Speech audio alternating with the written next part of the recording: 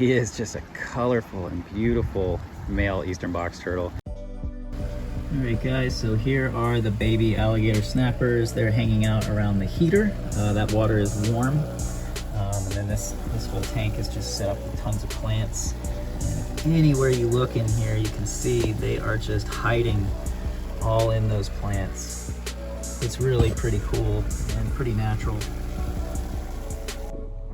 Alright guys, so this is a hole where a box turtle has been hiding out in the cold. Quick little peek.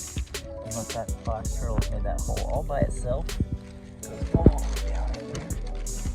And on these warm days when the sun hits this area, they'll actually poke their head up. So they'll leave these little holes sticking out of the ground, and otherwise, it's pretty hard to see. Alright, so after all that cold weather, this guy always pops up having a bask. This is the spotted turtle. And because we're just kind of coming out of some recent cold weather, I'm not really going to touch him, but I am going to kind of just get a decent little look at him. Looks like he's doing good. You can see some of the orange on him. These guys are really cool turtles. And just awesome to see. I always love it when he climbs out. This is his little basking spot. It's super cool. He just loves that little snag. What up, buddy? Good to see you again. A lot of the plants have died off around the aquascape pond after we had several days where the high was like 12 degrees Fahrenheit. So the ferns don't seem to mind, but man, all this other stuff it just gets wiped out. But you know, it always ends up growing back. So sometime next month in March, I'll be doing a pond clean out. So I'll be using some aquascape tools to do the clean out and start removing some of the leaves and algae out of here. But right now I'm still leaving it. It still has like a nice natural look, and the turtles are still using it to keep warm. So let's see if we see anybody down here. There's usually some cooters and stuff. I actually see a shell on the other side of this. There we are, there's a cooter hanging out right down there at the base of this stump. Yep, this is one of their favorite places to hide because they can go up under this log and under that bank. They can follow this log, and this goes up under that bank. And then right here, this rock I'm standing under, the water actually comes all the way under this. So while this pond looks narrow, it's actually a lot bigger than what you see, because so much of it, I wanted underwater overhangs, just like turtles use in the wild. So that's what they're doing, just kind of hanging out in that stuff. And that cooter is probably gonna come out and bask a little bit later today.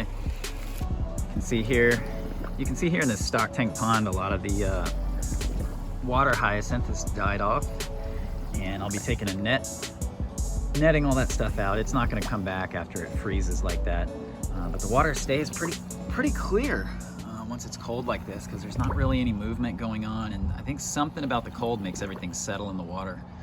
So pretty neat. It's always cool to see these things crystal clear like this. All right, in this stock tank pond, you can see some of Tony's tail right there. And it looks like, yep, there's the female over there, and they're just hanging out in here. Let's see if we can get an underwater shot.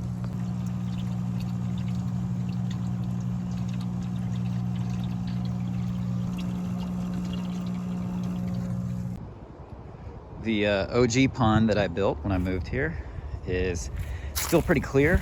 A lot of the turtles are down at the bottom. You can see there's just a lot of plant debris in here, and actually some of this is like the bananas, but I actually like this when the bananas fall.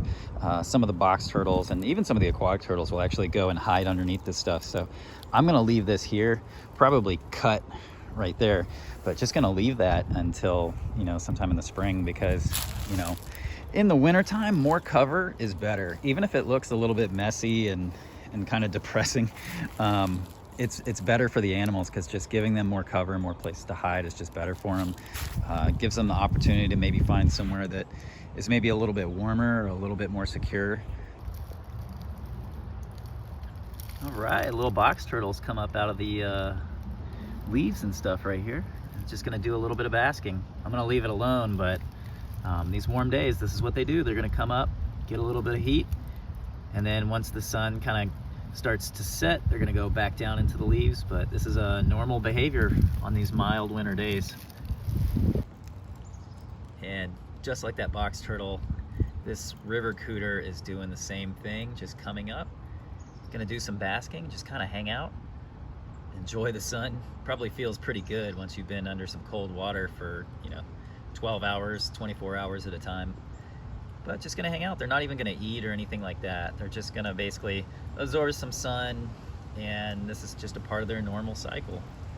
But looks like it feels pretty good. It's got that little foot kicked out in the back. I always love to see that. It always just looks so relaxed. All right, so it's actually warm enough right now. We're gonna be getting a lot of sun today, and it's gonna be in the 60s. So it's a good day to bring the tortoises outside. So I'm gonna go ahead, load them up, and we're gonna move them to their pens so they can have some natural sunlight, kind of walk around and hang out. Something I try to take advantage of every time I get a decent day during the winter. And the tortoises seem to like it because it's better than being cooped up inside. All right, since it's a little bit warm, we've got some of the tortoises coming outside today. They're gonna hang out, enjoy some of that warm air, get a little bit of sunshine, a little bit of free time, some exercise. All of that stuff is really good for them. They're a little shy, but awesome to see these guys outside and see them enjoy themselves.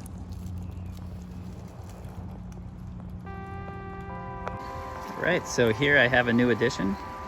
We have this really awesome eastern box turtle. This guy came from my friend Kim Bell.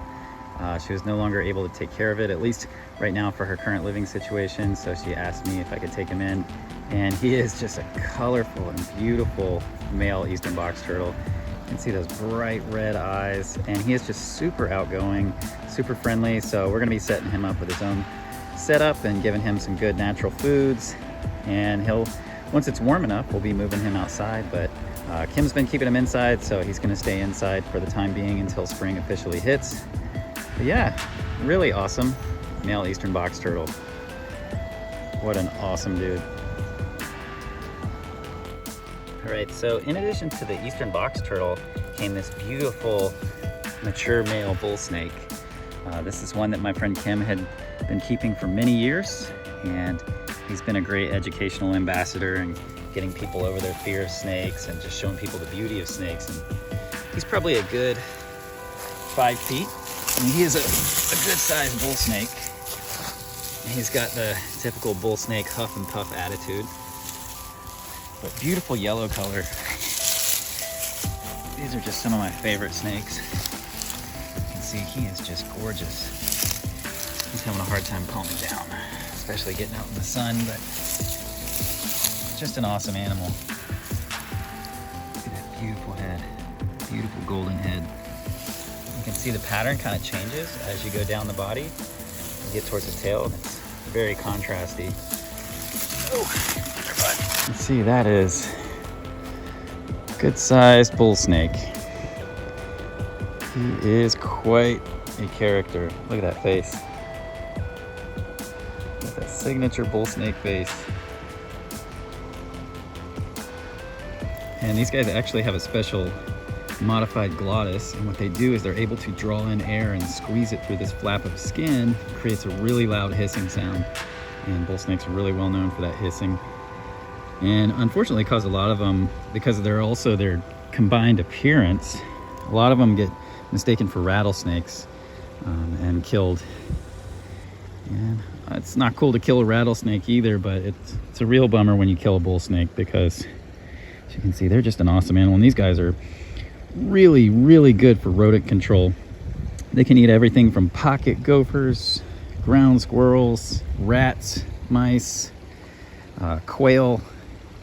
They can really eat, a whole lot of stuff, and they fill a role in the ecosystem by doing so. They prevent disease, they prevent, overpopulation. Everybody's got their role, and snakes have theirs. It's a really awesome animal. All right, so thank you guys so much for watching this video and checking in with some of the new animals. Just threw this together on the iPhone today. Got a lot going on, a lot more coming. Got some more new animals coming later on. We'll be showing you guys, and hope everybody's doing well. Stay warm out there. Take care. Peace. Oh.